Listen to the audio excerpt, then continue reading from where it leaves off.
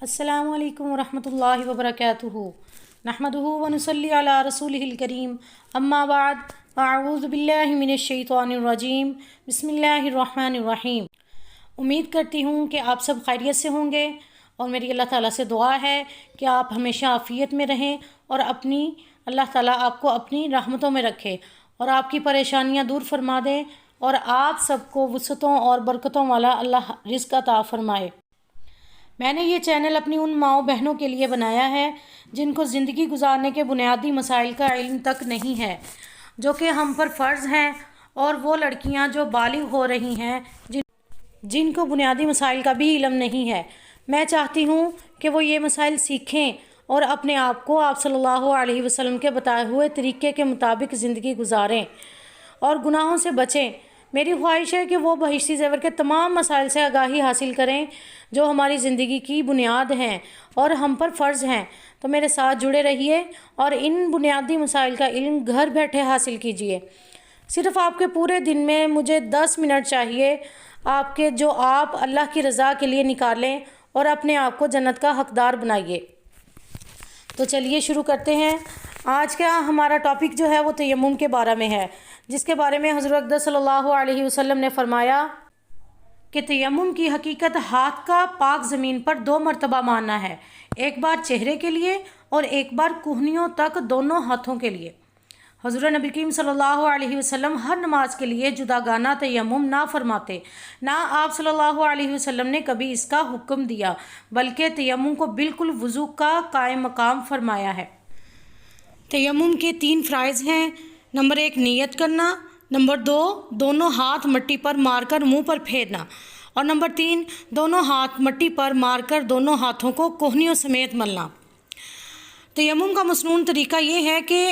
अव्वल नियत करे कि मैं नापाकी दूर करने के लिए तयम्मुम करता हूँ, फिर बिस्मिल्लाहिर्रहमानिर्रहीम पढ़े, फिर दोनों हाथ मट्टी के बड़े ढेले पर मारकर इन्हें झाड़ दे,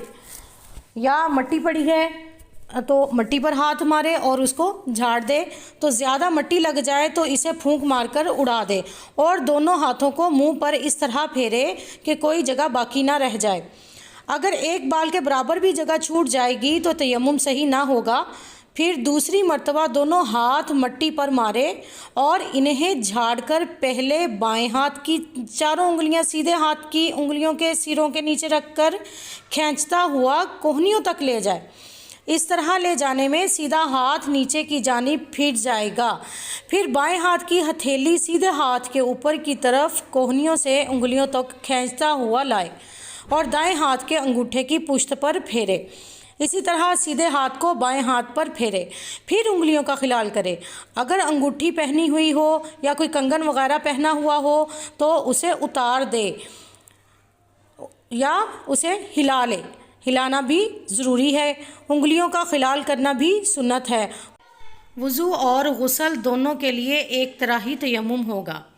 ठीक है, यहाँ बात ये वाज़े होगी। अब आगे हम मज़ीद मसाइल बयान करते हैं। मसला नंबर 1, अगर कोई जंगल में है और बिल्कुल मालूम नहीं कि पानी कहाँ है, ना वहाँ कोई ऐसा आदमी है जिससे दरियाफ्त करे, तो ऐसे वक्त तयम्मुम कर ले। और अगर कोई आदमी मिल गया और इसने 1 मील शरई के अंदर अंदर पानी का बता दिया और गुमान गालिब हुआ कि यह सच्चा है, यानी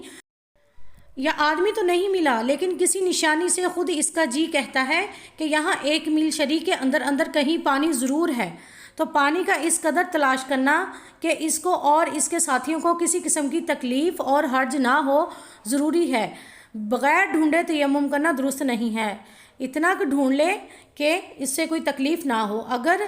ढूंढने के बाद ना मिला तो फिर तयम्मुम करना दुरुस्त है। और अगर खूब यकीन हो कि पानी 1 मील शरई के अंदर है तो पानी लाना वाजिब है। मील शरई अंग्रेज़ी से ज़रा ज़्यादा होता है, यानी अंग्रेज़ी 1 मील पूरा और इसका 8वां हिस्सा, ये सब मिलकर 1 मील शरई होता है। ठीक है। मसला नंबर 2, अगर पानी का पता चल गया लेकिन पानी 1 मील से दूर है तो इतनी दूर जाकर पानी लाना वाजिब नहीं है, बल्कि तयम्मुम कर लेना ही दुरुस्त है। मसला नंबर 3, अगर कोई आबादी से 1 मील के फासले पर हो और 1 मील से करीब कहीं पानी ना मिले तो भी तयम्मुम कर लेना दुरुस्त है, चाहे मुसाफिर हो या मुसाफिर ना हो। थोड़ी दूर जाने के लिए نکلی ہو۔ مسئلہ نمبر 4، اگر راہ میں کنواں تو مل گیا مگر لوٹا یا کوئی برتن یا کوئی رسی وغیرہ نہیں ہے کہ اس کنویں سے پانی نکال سکتی ہو، اور نہ یہ کہ مانگے سے مل سکتا ہو، تو بھی تیمم درست ہے۔ مسئلہ نمبر 5، اگر کہیں پانی مل گیا لیکن بہت تھوڑا ہے، تو اگر اتنا ہو کہ ایک ایک دفعہ منہ اور دونوں ہاتھ دونوں پیر دھو سکے تو تیمم کرنا درست نہیں ہے، بلکہ ایک ایک دفعہ ان چیزوں کو دھوئے اور سرکہ مسح کر لے، اور کلی وغیرہ کرنا یعنی وضو کی سنتیں چھوڑ دے، اور اگر اتنا بھی نہ ہو تو تیمم کر لے۔ جیسے میں نے وضو کے بیان میں آپ کو بتایا کہ ایک ایک بار دھونا ہی تمام اعضاء کو وضو میں فرض ہے۔ مسئلہ نمبر 6، اگر بیماری کی وجہ سے پانی نقصان کرتا ہو کہ اگر وضو یا غسل کرے گی تو بیماری بڑھ جائے گی یا دیر میں اچھی ہوگی، تب بھی تیمم درست ہے، لیکن اگر ٹھنڈا پانی نقصان کرتا ہو اور گرم پانی نقصان نہ کرے تو گرم پانی سے غسل کرنا واجب ہے۔ البتہ اگر ایسی جگہ ہے کہ گرم پانی نہیں مل سکتا تو تیمم کرنا درست ہے۔ مسئلہ نمبر 7، اگر پانی قریب ہے یعنی یقیناً 1 میل سے کم دور ہے تو تیمم کرنا درست نہیں، جا کر پانی لانا اور وضو کرنا واجب ہے۔ مردوں سے شرم کی وجہ سے یا پردہ کی وجہ سے پانی لینے کو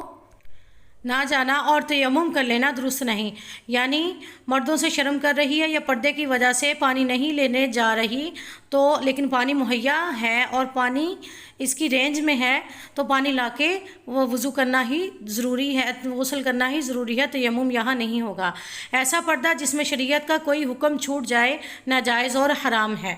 برقع اوڑھ کر یا سارے بدن سے چادر لپیٹ کر جانا واجب ہے، البتہ لوگوں کے سامنے بیٹھ کر وضو نہ کرے اور ان کے سامنے منہ ہاتھ نہ کھولے، ایک سائڈ پہ ہو کر اگر کوئی خالی جگہ ہے یا کوئی ایسی جگہ ہے جس سے پردہ ہو جائے اس جگہ پہ بیٹھ کر اپنا وضو وغیرہ کر لے۔ مسئلہ نمبر 8، جب تک پانی سے وضو نہ کر سکے برابر تیمم کرتی رہے، چاہے جتنے دن گزر جائیں، کچھ خیال اور وسوسہ نہ لائے، جتنی پاکی وضو اور غسل کرنے سے ہوتی ہے اتنی ہی پاکی تیمم سے بھی ہو جاتی ہے۔ یہ نہ سمجھے کہ تیمم سے اچھی طرح پاک نہیں ہوتی، بلکہ تیمم کا بھی وہی حکم ہے جو وضو اور غسل کا ہے، جتنی پاکی وضو اور غسل سے ملے گی اتنی پاکی ہی تیمم سے ملے گی، کیونکہ تیمم وضو اور غسل کے قائم مقام ہے اس وقت جب ہمارے پاس پانی 1 میل کی دوری تک مہیا نہیں ہے، یا ایسی جگہ پر ہے جہاں پانی بالکل نہیں ہے، یا جتنے مسائل میں نے پیچھے بیان کیے ہیں اس حساب سے اگر پانی استعمال نہیں کر سکتی یا بیماری کی وجہ سے پانی کا استعمال نہیں کیا جا سکتا، تیمم کرنا ضروری ہے، تو اس وقت تک تیمم کر سکتی ہے اور پاکی اس سے حاصل ہو جائے گی۔ مسئلہ نمبر 9، اگر پانی مول بکتا ہو یعنی پیسوں سے حاصل کیا جاتا ہے تو اگر اس کے پاس پیسے نہ ہوں تو تیمم کر لینا درست ہے، اور اگر پیسے پاس ہوں اور راستے میں کرایہ کے پیسے بھی ہیں اور اس سے زیادہ بھی پاس موجود ہیں تو پھر اس وقت خریدنا پانی واجب ہے، لیکن اگر پانی اتنا مہنگا بیچ رہا ہے کوئی کہ خرید نہیں سکتا تو اور اس سے جتنا یہ داموں میں بیچ رہا ہے اتنا کوئی بھی نہیں بیچ رہا تو پھر اس وقت خریدنا واجب نہیں ہے، اس وقت تیمم کر لینا ہی درست ہے۔ البتہ اگر اتنے پیسے ہیں کہ صرف کرایہ یا راستے کے خرچ کے لیے ہیں تو اس وقت خریدنا ضروری نہیں ہے، بلکہ تیمم کرنا ہی درست ہے۔ مسئلہ نمبر 10، اگر کہیں اتنی سردی پڑتی ہو اور برف اتنی زیادہ ہو کہ نہانے سے مر جانے یا بیمار ہونے کا خوف ہو اور رضاعی لحاف وغیرہ کوئی ایسی چیز بھی نہیں کہ نہا کر اس میں گرم ہو جائے، تو ایسی مجبوری کے وقت بھی تیمم کر لینا درست ہے۔ مسئلہ نمبر 11، اگر کسی کے آدھے سے زیادہ بدن پر زخم ہو یا چیچک نکلی ہو، یعنی یہ بھی ایک بیماری کا نام ہے چیچک، یا یہ نکلی ہو تو نہانا واجب نہیں بلکہ تیمم کر لے، یا اسی طرح کی اور کوئی ایسی بیماری ہے جس سے نہانے سے وہ بیماری بڑھ سکتی ہے تو پھر تیمم کرنا درست ہے۔ مسئلہ نمبر 12، اگر کسی میدان میں تیمم کر کے نماز پڑھ لی اور پانی وہاں سے قریب ہی تھا لیکن اس کو خبر نہیں تھی تو تیمم اور نماز دونوں درست ہیں، جب معلوم ہو دہرانا ضروری نہیں ہے۔ مسئلہ نمبر 13، اگر سفر میں کسی اور کے پاس پانی ہو تو اپنے جی کو دیکھے کہ اگر اندر سے دل کہتا ہو کہ اگر میں مانگوں گی تو پانی مل جائے گا تو بے مانگے ہوئے تیمم کرنا درست نہیں، اور اگر اندر سے دل یہ کہتا ہے کہ اگر مانگا تو یہ شخص مجھے پانی نہیں دے گا تو بغیر مانگے بھی تیمم کر کے نماز پڑھ لینا درست ہے، ضروری نہیں ہے کہ اس سے مانگا جائے، لیکن اگر نماز کے بعد اس سے پانی مانگا اور اس نے دے دیا تو نماز کو دہرانا پڑے گا۔ ٹھیک ہے، بات سمجھ آ گئی۔ مسئلہ نمبر 14، اگر زمزم کا پانی زمزمی میں بھرا ہوا ہے، یعنی کسی برتن میں بوٹل میں بھرا ہوا ہے تو تیمم کرنا درست نہیں، زمزمیوں کو کھول کر اس پانی سے نہانا اور وضو کرنا واجب ہے۔ مسئلہ نمبر 15، کسی کے پاس پانی تو ہے لیکن راستہ ایسا خراب ہے کہ کہیں پانی نہیں مل سکتا، اس لیے راہ میں پیاس کے مارے تکلیف اور ہلاکت کا خوف ہو تو وضو نہ کرے، تیمم کر لینا درست ہے، ٹھیک ہے۔ مسئلہ نمبر 16، اگر غسل کرنا نقصان کرتا ہو اور وضو نقصان نہ کرے تو غسل کی جگہ تیمم کر لے، پھر اگر تیمم غسل کے بعد وضو ٹوٹ جائے تو وضو کے لیے تیمم نہ کرے بلکہ وضو کی جگہ وضو کرنا چاہیے، اور اگر تیمم غسل سے پہلے کوئی بات وضو توڑنے والی بھی پائی گئی اور پھر غسل کا تیمم کیا ہو تو بھی تیمم غسل وضو دونوں کے لیے کافی ہے۔ یعنی مسئلہ یہ ہے کہ اگر غسل کرنا نقصان کرتا ہو، غسل کرنا واجب ہو گیا اور وہ غسل کرنا نقصان کر رہا ہے اور وضو نقصان نہیں کر رہا تو غسل کی جگہ تیمم کر لے، وضو نہیں کرنا بلکہ تیمم کرنا ہے۔ پھر اگر تیمم غسل کے بعد وضو ٹوٹ جائے، جو غسل کا تیمم کیا ہے اس کے بعد وضو ٹوٹ جائے تو وضو کے لیے تیمم نہیں کیا جائے گا بلکہ اس کے لیے وضو ہی کیا جائے گا، ٹھیک ہے۔ اور اگر تیمم غسل کے تیمم سے پہلے کوئی بات وضو توڑنے والی بھی پائی گئی اور پھر غسل کا تیمم کیا تو بھی تیمم غسل اور وضو دونوں کے لیے کافی ہو جائے گا، ٹھیک ہے۔ یعنی الگ سے وضو نہیں کرنا پڑے گا بلکہ وہ جو تیمم کا غسل کیا ہے وہ وضو اور غسل دونوں کے لیے کافی ہو جائے گا، الگ سے وضو نہیں کیا جائے گا۔ مسئلہ نمبر 17، تیمم کرنے کا طریقہ یہ ہے کہ دونوں ہاتھ، یہاں تک ہمارے چند مسائل تھے جو میں نے بیان کر دیے تیمم کے بارے میں۔ مزید مسائل اس کے بارے میں اگر آپ اور جاننا چاہتے ہیں تو مجھے کمنٹ باکس میں کمنٹ کیجیے گا، انشاءاللہ میں اس کے بارے میں مزید جو مسائل ہیں وہ بھی آپ کو بیان کر دوں گی۔ اس کے ساتھ ہی آپ مجھے اجازت دیجیے، انشاءاللہ نیکسٹ ویڈیو میں ملیں گے نیکسٹ ٹاپک کے ساتھ، اگلے مسائل کے ساتھ، انتہائی اہم مسائل کے ساتھ انشاءاللہ۔ السلام علیکم ورحمۃ اللہ۔